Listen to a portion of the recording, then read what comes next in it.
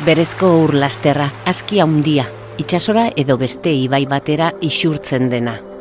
Euskaltzaindiaren hiztegiak horrela definitzen du ibaia hitza. Eta horrela ikusi izan dugu gizakiok hamarkada askotan zehar. Ura daraman ibilgu huts bat bezala, eta hain handi batean baliabide bat besterik ez. Gehiegitan.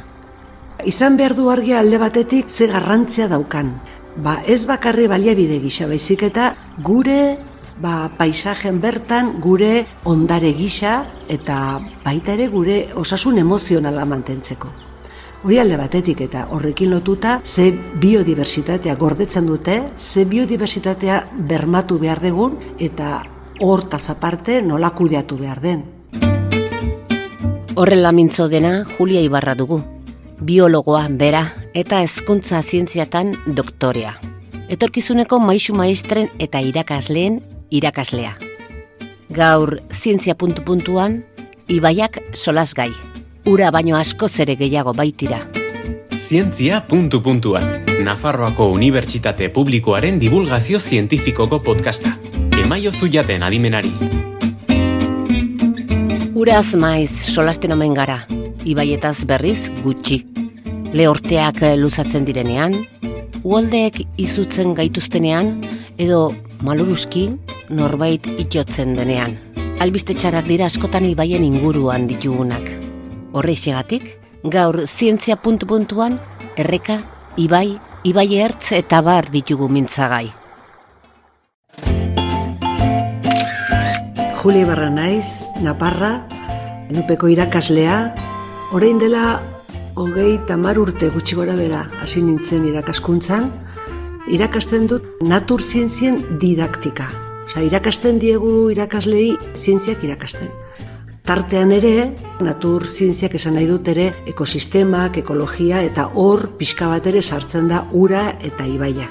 Uraren kudeak eta uraren erabilera askotan olako gaiak hartzen dute oso kutsu teorikoa.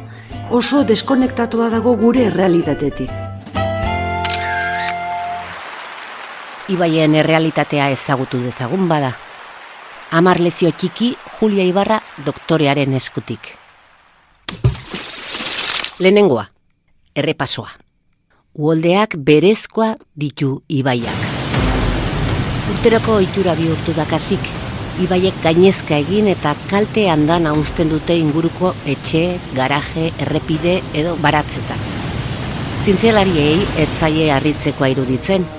Ahaztu egin zitzaigun urgoraldiak berezkoak dituela ibaiak.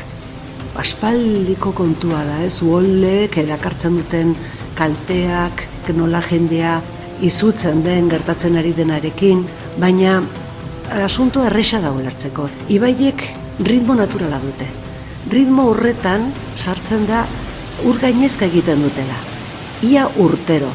Eta zenbait eta handiagoak urte gehiago hartzen dugunean. Esan nahi dugu ur gainezka handia daude urtero, baina handiagoak 5 urtean behin, 40 urtean behin, eta horrelaxe segitu gaitezke.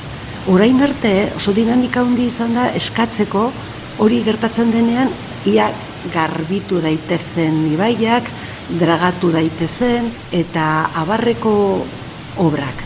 Baina gaur egun nik pentsatzen dute, espero du behintzat, beste ikuspuntu bat zabaltzen ari dela eta hauxe da. Ibaien espazioa errespetatu behar da. Horrek esan nahi dut, behintzat uholde arruntetan edo ohiko uholdetan ibaiak okupatzen duen aldea libre egon behar da. Libre esan nahi dut, eraikinak edo etxe bizitzak ez direla izan behar. Hori da, egin daiteken gauza xumena, errexena, kalteak ekiditzeko.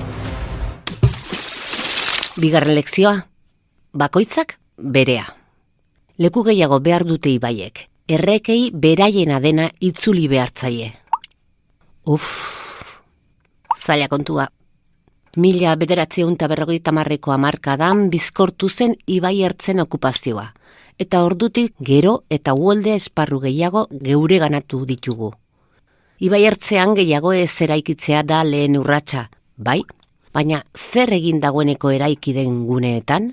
zenbait tokitan eraikuntza zaharrak, adibidez, fabrikak edo tailerrak zaharrak badira, kendu daitezke pixkanaka, ez? Beste tokitan, beste neurri batzuk hartu behar dira. Tokiz-toki erabaki behar da, edo aseguruekin jokatu, edo beste estrategia batzuk, oso zailak direnak. Baina oro har, erremedio erresa da, ez? Espazioa irekia utzi ibaiari.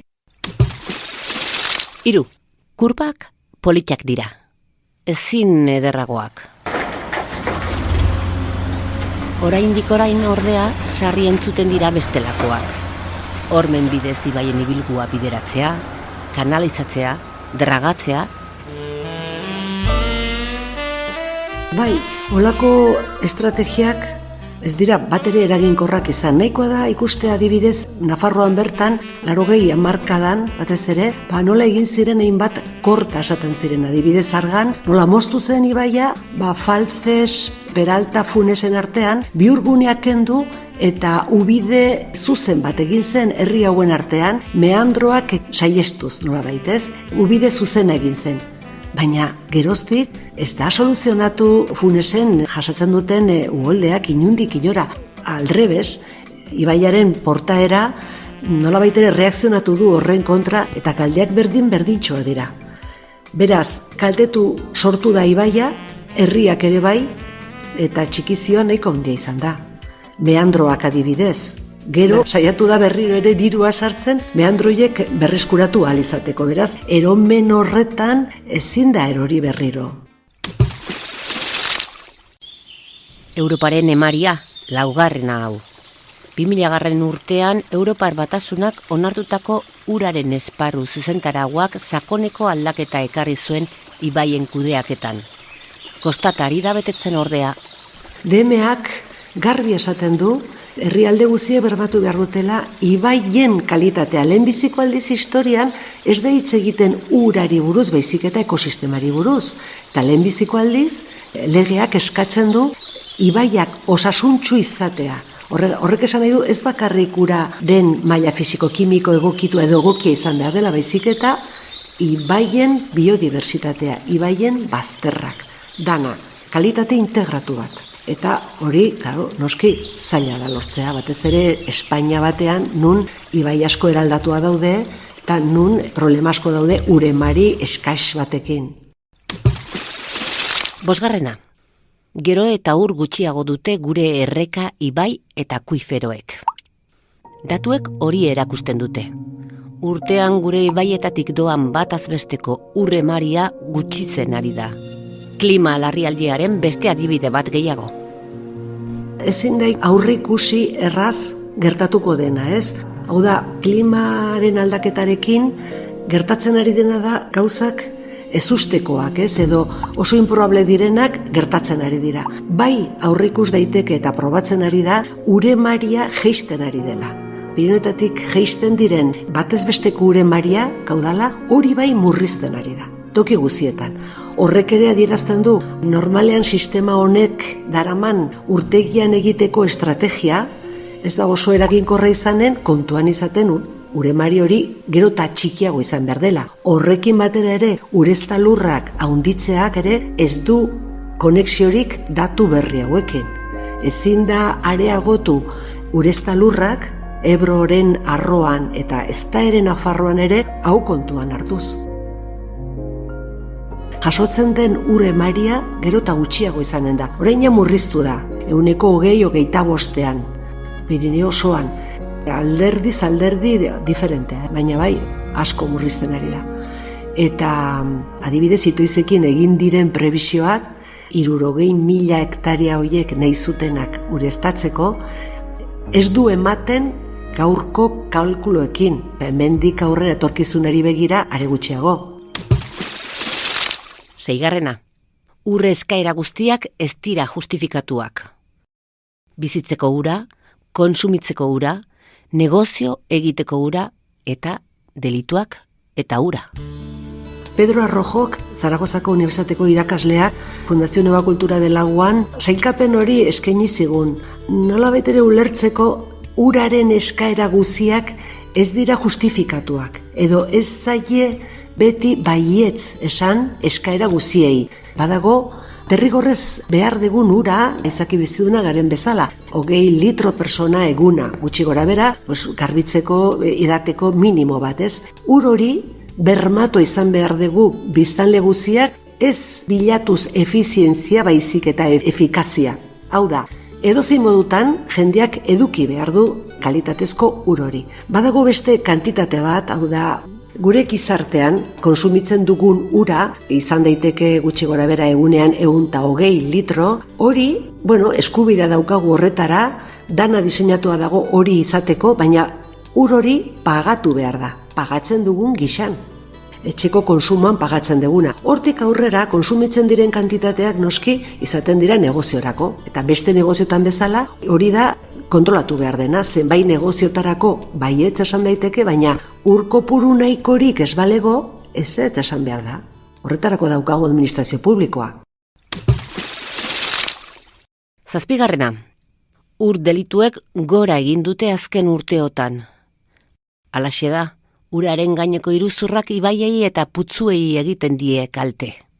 Arrojo bestan zuen badago ura delitua nun konsumitzen diren ur kantitateak ez dira sostengarriak eta gainera kutsatzen dira eta konsideratu dezakegu ur delitua dela.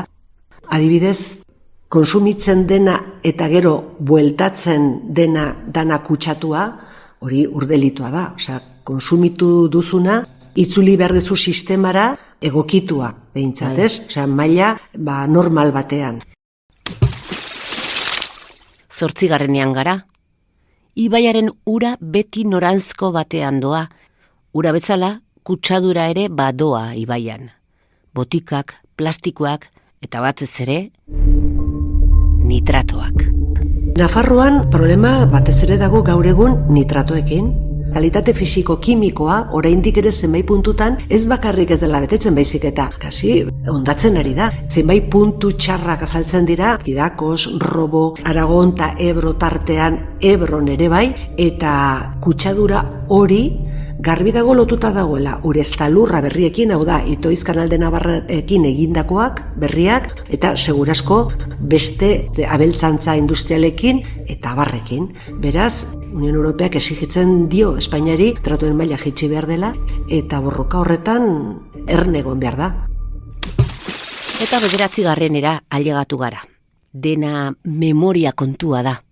Ibaiak bere baitan gordetzen duen memoria berreskuratu beharra dago. Dudik gabe, herri askotan hemen Nafarroan bertan kontatzen dizutenean hemen bainatzen ginen edo hemen egiten genuen arrantza, hori guztiak berreskuratu behar dugu. Problema da hori, ez badugu berreskuratzen, jendeak ez du memorian izanen, zein polita, zein ederra zen, ez? Eta hori da lehenbiziko pausua dana galtzeko. Azkeneko ikasgaia, 10. Lapikoen artean entzungo dugu. Menuan mota guztietako jakintzak, egiazko jakiteak. Puntu-puntuan beti ere.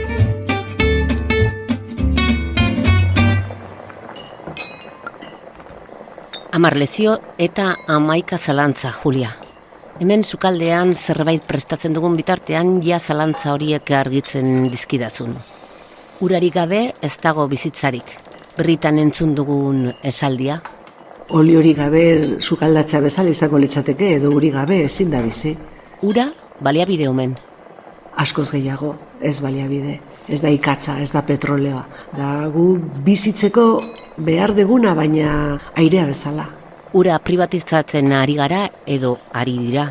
Ari dira, bai, toki guzietan, mundu guzian eta modu isilean.